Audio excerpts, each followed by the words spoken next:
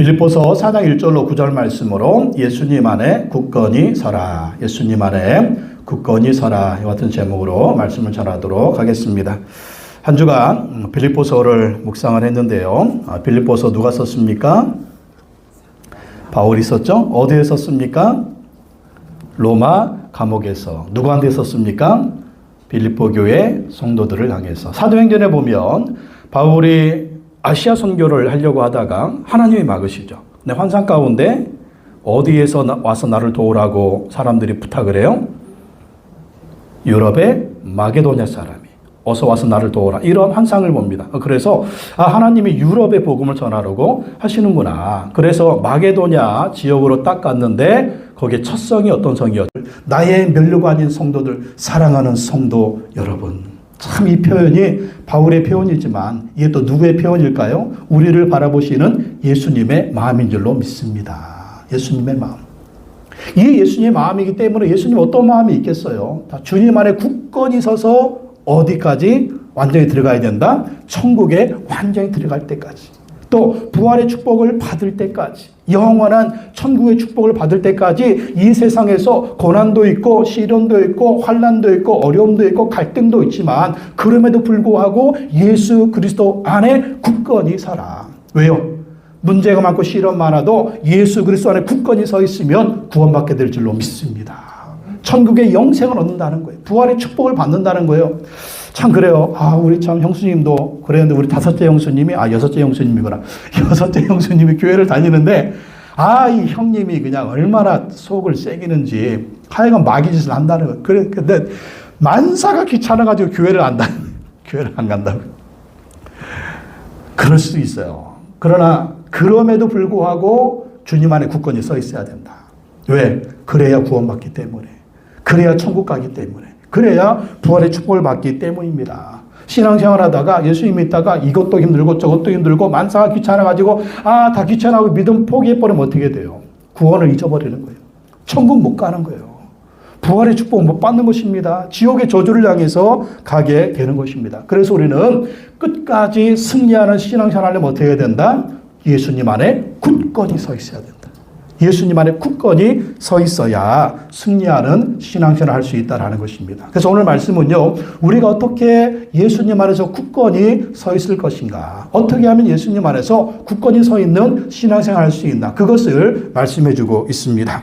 첫 번째는요, 예수님 안에서 같은 마음을 품고 하나가 되라. 예수님 안에서 같은 마음을 품고 하나가 되라. 2절 말씀 다 읽어보겠습니다.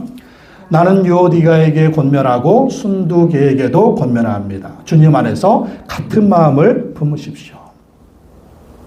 나는 유오디아에게 권면하고 순두부가 아니라 순두계입니다. 순두계에게 권면합니다. 주님 안에서 같은 마음을 품으십시오. 유오디게하고 순두계는요, 정말 빌립보 교회 핵심적인 일꾼들, 핵심적인 집사님들이었을 겁니다. 근데 서로 마음이 맞지 않아요. 서로 갈등하고 있어요.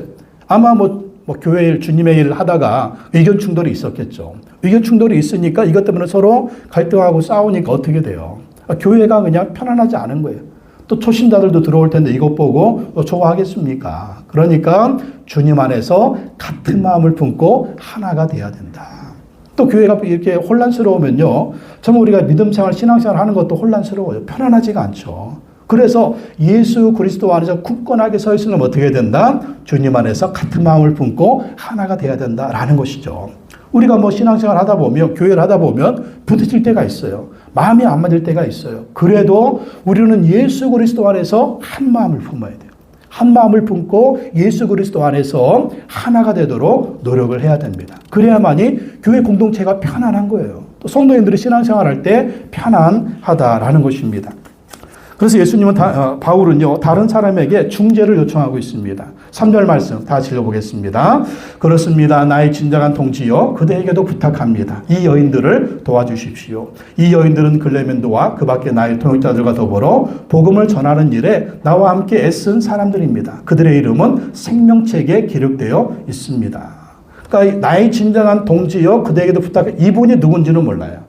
누군지는 모르지만 이 빌립보 교회의 이분도 핵심적인 일꾼이었을 거예요. 바울이 나의 진정한 동지라고 얘기했으니까 그러니까 이분이 핵심적인 또 일꾼인데 두 분 사이에 중재를 해야 되는데 중재를 않는 거예요. 그냥 뭐 쳐다만 보고 있는 거예요. 그러니까 이 여인들을 도와줘라. 도와줘서 서로 화해하게 만들고 하나가 되게 해라. 이 여인들은 어떤 사람들이다? 복음을 전하는 일에 나와 함께 애쓴 사람들이에요. 그러니까 바울의 동역자들이라는 거죠. 이 순두계하고 이 유오디아는 바울과 함께 열심히 복음 전하고 전도했던 사람들이라는 거예요. 또 이 사람 어떤 사람들이다? 그들의 이름은 생명책의 기록. 생명책이 뭡니까? 천국에 있는 책이에요. 천국에 있는 구원받은 자들의 명단, 그 생명책입니다. 그 생명책에 기록이 되어 있다. 그러니까 이분들 구원받은 하나님의 사람들이라는 거죠. 그렇기 때문에 이분들이 하나가 될 수 있도록 도와줘라. 권면해라. 그렇게 얘기를 하고 있는 것입니다. 그렇습니다. 우리도요, 예수님 안에 굳건히 서 있으려면 우리가 서로 하나가 돼야 돼. 교회 공동체. 마음이 하나 돼야 되고 생각이 하나 돼야 됩니다. 누구 안에서? 예수 그리스도 안에서. 예수 그리스도. 뭐 갈등할 수 있죠. 싸울 수 있죠. 그래도 서로가 하나 되려 노력을 해야 돼요. 부부지간에도 그렇잖아요. 부부지간에도 하나 되려면 뭐 갈등도 있고 어려움도 있지만 그럼에도 불구하고 서로 노력을 해서 하나가 되려고 노력을 해야죠. 또 옆에 있는 믿음의 사람들이 적극적으로 중재를 하라는 거예요. 중재하고 그래서 하나 돼. 서로 화해해. 서로 이해해. 뭐 그럴 수도 있지. 그러면서 하나 되도록 만들도록 힘써야 된다라는 것입니다. 그래야만이 우리가 신앙생활할 때 편안하게 할 수가 있고 또 교회 식구들이 하나가 되어야 우리가 예수님 안에서 굳건하게 서서 신앙생활을 할 수 있다라는 것입니다. 어쨌든 우리가 예수님 말씀 안에서 예수 그리스도 안에서 하나 되도록 힘쓰시기 바랍니다. 또 두 번째요. 예수님 안에서 항상 기뻐하라는 것입니다. 예수님 안에 항상 기뻐하라. 빌립보서 4장 4절 다 같이 한번 읽어보겠습니다. 주님 안에서 항상 기뻐하십시오. 다시 말합니다. 기뻐하십시오. 예수님 안에서 항상 기뻐하십시오. 다시 말합니다. 기뻐하십시오. 지금 누가 얘기하는 거예요? 바울이. 바울이 지금 어디서 얘기하는 거예요? 로마의 감옥에서. 참, 여러분 이해가 됩니까? 우리 이해가 돼야 돼요. 바울은 이걸 보면 감옥 안에 있었지만 기쁨이 충만한 가운데 있었어요. 아니 뭐가 기쁘겠어요. 지금 감옥에 갇혀서 살지 죽을지 모르는데 정상적인 사람은 두렵고 떨림이 있습니다. 근심 걱정이 충만할 거예요. 죽을지 살지. 예? 또 그것뿐입니까? 바울이 집이 있어요. 절이 있어요. 마누라가 있어요. 재산이 있어요. 자식이 있어요. 아무것도 없어요. 그리고 기뻐하겠어요? 여러분 무엇이 있으면 기쁩니까? 그러니까 바울에 비하면 우리는 정말 훨씬 더 좋은 사람들이죠. 환경이 행복한 사람들이죠. 우리 감옥에 있지도 않고. 예. 그런데 바울의 기쁨의 이유가 뭐다? 예수 그리스도 안에 있었기 때문에. 예수 그리스도 안에 있었기 때문에 바울은 기뻐하고 있다라는 것입니다. 우리도 감옥 같은 환경이 있다. 우리의 뜻대로 안 된다. 마음대로 안 된다. 여러 가지 뭐 인생, 가정, 여러 가지 문제들이 있다. 그러면 기쁨보다는 두려움과 혼란이 있을 것입니다. 그러면은 우리가 신앙생활 승리할 수가 없어요. 우리가 예수 그리스도 안에서 항상 기뻐해야 예수님 안에 굳건히 서고 승리할 수가 있다라는. 바울의 기쁨의 비결은 뭐다? 바로 예수님이었어요. 예수님 안에 있으니까 예수님이 기쁨을 주시죠. 예수님 안에 있으니까 예수님이 천국을 주시죠. 부활을 주시죠. 하늘에 속한 신령한 복을 주시죠. 그러니까 바울이 기뻐하고 있는 거예요. 기쁨뿐입니까? 예수님이 힘도 주시죠. 빌립보서 4장 13절 다 같이 읽어보겠습니다. 내게 능력 주시는 자 안에서 내가 모든 것을 할 수 있느니라. 바울에게 누가 능력 주십니까? 예수님이 능력을 주신다. 예수님 능력 주시니까 지금 감옥에 있지만 예수님과 함께하기 때문에 예수님 능력을 주셔서 내가 모든 것을 할 수 있습니다. 이 감옥에 있는 사람이 할 말입니까? 감옥에 뭐 잘난 거 있다고, 뭐 잘할 게 있다고, 뭔 힘이 있다고, 뭐 내세울 게 있다고, 그러나 예수님이 함께하니까 예수님이 능력을 주시고 예수님이 기쁨을 주시고 예수님이 정말 이 환경을 초월한 능력과 기쁨을 주시니까 기뻐할 수가 있는 겁니다. 여러분 우리 어떻습니까? 이런 문제, 저런 문제, 물질 문제, 직장 문제, 사업 문제, 또 질병의 문제, 자식 문제, 장막 문제 여러 가지 근심거리가 많아요. 그러니까 그것만 쳐다보고 있으면 우리 기뻐할 수가 없습니다. 인생에 낙이 없어요. 정말 우리를 기쁨을 주는 기쁨의 근원은 누구다? 예수 그리스도라는 거예요. 그러니까 여러분 예수님을 묵상하라는 거예요. 예수님을 묵상하십시오. 예수 그리스도를 깊이 생각하고 예수 그리스도를 바라보십시오. 그러면 그 예수님 우리에게 기쁨을 주시고 능력을 주셔서 감옥 같은 환경도 이기게 할 줄로 믿습니다. 내 뜻대로 되지 않아도 내 마음대로 되지 않아도 예수님 우리에게 힘을 주셔서 기쁨이 넘치게 도와주신다라는 것입니다. 예수님을 주인으로 마음에 모시고 있으면 예수님이 기쁨이 충만하게 하시는 거예요. 예수님 우리 안에 능력이 충만하게 하셔서 감옥 같은 환경도 이기게 하시고 예수님 안에 굳건히 설 수 있는 은혜를 주실 줄로 믿습니다. 여러분의 기쁨이 있습니까? 그렇다면 마음을 점검해 보셔야 돼요. 예수님 지금 어디 계신가? 내가 예수님을 어떻게 의지하고 있는가? 예수님보다 다른 것을 또 너무 의지하고 있지는 않은가? 아니면 예수님이 더 강하신 분이고 위대하신 분인데 그것 때문에 두려워 떨고 있지는 않은가? 이 예수님이 하늘과 땅의 모든 권세를 가지고 계신 분이기 때문에 그분을 의지하면 우리는 어떤 문제든지 두려워하지 않고 기뻐하게 될 줄로 믿습니다. 예수님 안에서 기뻐해야 예수님 안에 굳건히 설 수가 있습니다. 세 번째, 모든 사람에게 관용하라. 모든 사람에게 관용하라는 것입니다. 5절 말씀 다 같이 읽겠습니다. 여러분의 관용을 모든 사람에게 알리십시오. 주님께서 가까이 오셨습니다. 예수님 안에 굳건히 설 수 있는 비결 중에 한 가지가 뭐냐면 모든 사람에게 관용하라. 관용하라. 예수님의 제 이름이 가까우니 관용하라. 이게 무슨 말이에요? 예수님 다시 오시면 다 끝나잖아요. 그렇죠? 예수님 다시 오시면 다 끝나는데 그냥 뭐 이 사람 저 사람 붙들고 그냥 핏대 세우고 싸우지 말라는 거예요. 교회 공동체 안에서도 서로 그냥 막 마음이 안 맞아가지고 싸우지 말고 관용하라, 용서해라. 또 교회 밖에는 누가 있습니까? 핍박하는 사람들이 있잖아요. 그 핍박하는 사람들하고 또 사사건건 싸우지 말고 그 사람들 용서하고 관용의 마음을 베풀라는 거예요. 그리고 다른 말로 하면 좀 손해보고 살아라. 손해보고 살아라. 왜? 주님께서 가까이, 주님이 오시면 어떻게 할 거니까? 예수님이 다 갚아주실 것이니까. 예수님이 다 갚아줄 거니까 손해보고 살라라는 거예요. 손해보고. 요즘에 사람들의 특징이 뭡니까?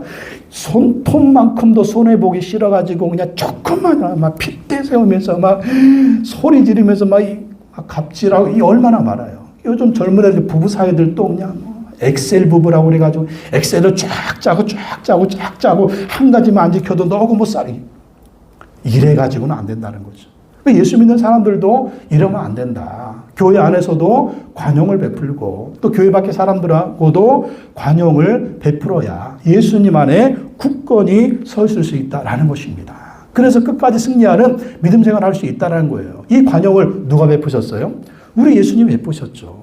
예수님 얼마나 많은 대적자들이 있었습니까? 예수님 그들하고 사사건건 싸웠나요? 결코 싸우지 않았어요. 또 예수님 십자가에 죽으실 때도 얼마나 많은 사람들이 예수님 십자가에 못 박아 죽였습니까? 채찍질하고. 근데 예수님 죽음으로 끝났습니까? 3일 후에 부활하셔서 어떻게 하셨어요? 하늘에 승천하셨잖아요.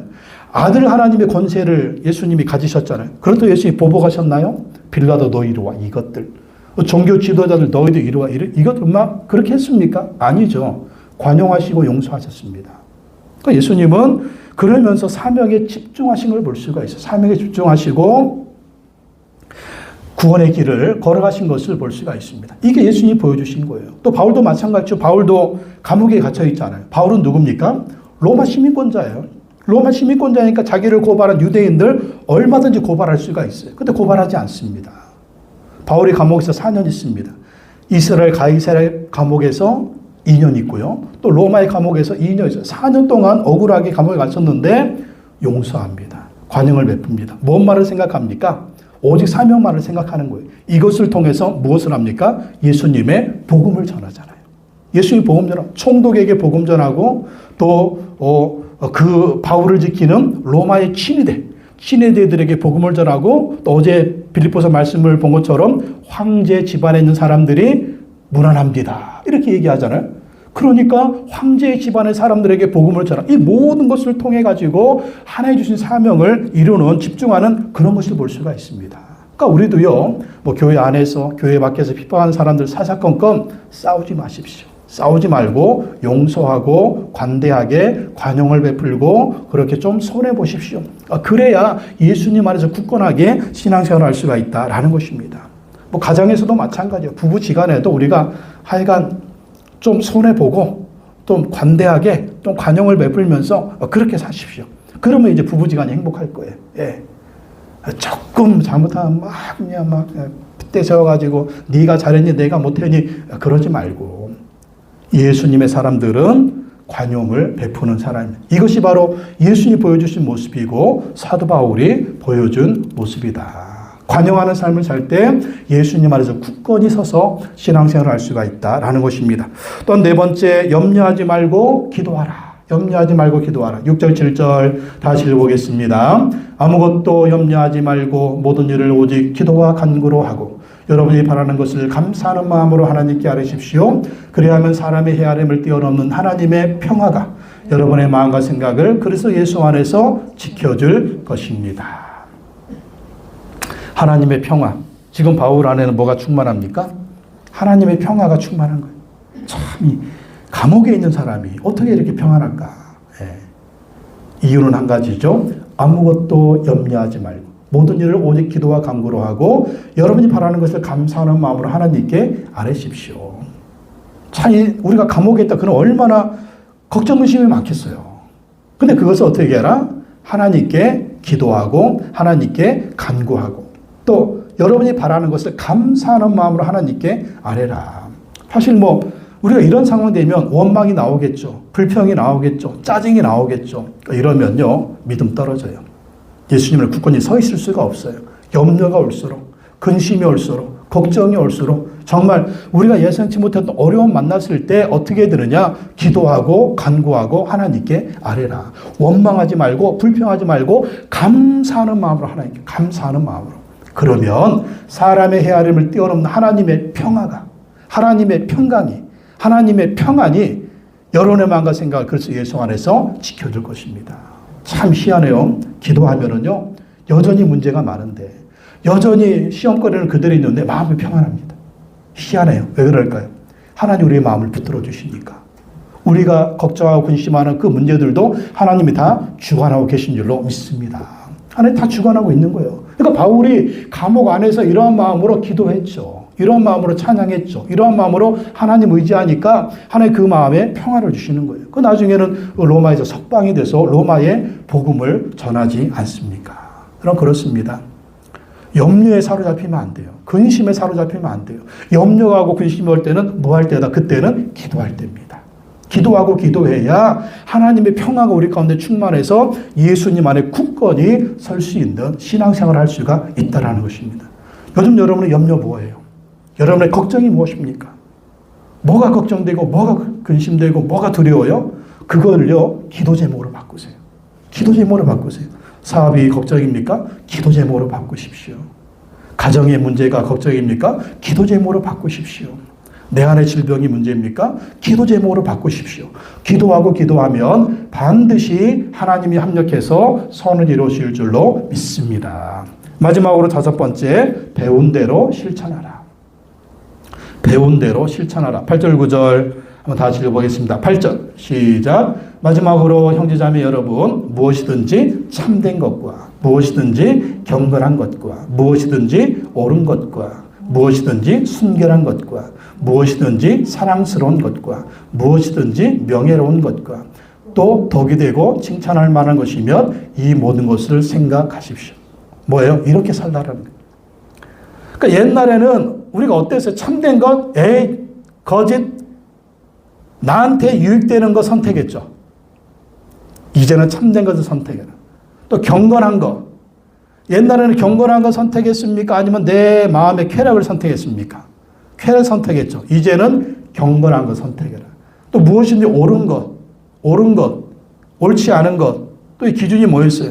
나한테 유익이 되면. 근데 이제는 옳은 것을 선택해라. 또 순결한 것. 아니면 더러운 것. 이것도 우리의 쾌락을 따라갔죠. 이제는 순결한 것을 선택해라. 또 무엇이든지 사랑스러운 것. 사랑할 거냐 미워할 거냐. 사랑을 선택해라. 또 무엇이든 명예로운 것. 우리가 하나님의 자녀로서 명예로운 걸 선택해라. 또 덕이 되고 칭찬할 만한 것. 덕이 되고 칭찬한 것을 생각하라. 이 모든 것을 생각하라. 생각하고 뭐 하라는 거예요? 생각하고 실천하라. 왜? 이제는 우리가 하나님의 자녀가 됐잖아요. 이제는 우리가 천국의 시민이 됐잖아요. 이제는 우리가 예수님의 제자가 됐잖아요. 그러면 신분답게 살아야 돼요. 하나님의 자녀이기 때문에 자녀답게 살아야 되고, 예수님의 제자이기 때문에 예수님의 제자답게 살아야 되고, 우리가 천국의 시민이기 때문에 그 시민답게 살아야 되는 것입니다. 그래야 이렇게 살아갈 때 어떤 축복이 있어요. 하나님이 함께 하시고, 하나님이 붙들어 주시고, 하나님이 돌봐주시고, 하나님이 책임져 주신다라는 것입니다. 9절을 읽어보겠습니다. 9절. 그리고 여러분은 나에게서 배운 것과 받은 것과 듣고 본 것을 실천하십시오. 그리하면 평화의 하나님께서 여러분과 함께 하실 것입니다. 평화의 하나님께서 여러분과 함께 하실 것입니다. 하나님이 누구 함께 하시느냐? 평화의 하나님이 누구 함께 하시느냐? 실천하는 사람들. 이게 무엇입니까? 나에게서 배운 것과 받은 것과 듣고 본 것을 실천하십시오. 이게 뭡니까? 하나님 말씀을 배운 것, 받은 것, 듣고 본 것을 실천하라는 거예요. 그 말씀에 순종하며 살면 하나님이 함께 해주시고, 하나님이 도와주시고, 하나님이 역사해 주셔서 승리하는 신앙생활을 하게 하신다라는 것입니다. 그래서 우리가 날마다 성경을 읽잖아요. 날마다 큐티하지 않습니까? 그 말씀을 읽고 끝날 것이 아니라 그 말씀을 읽고 그 말씀을 실천하십시오. 그 말씀에 적용하십시오. 그 말씀에 순종해 보십시오. 그러면 하나님 우리의 삶을 붙들어 주시고 승리하게 하시고 예수 그리스도 안에 굳건히 서서 영원한 천국에 이르는 축복을 반드시 하나님께서 우리에게 주실 줄로 믿습니다.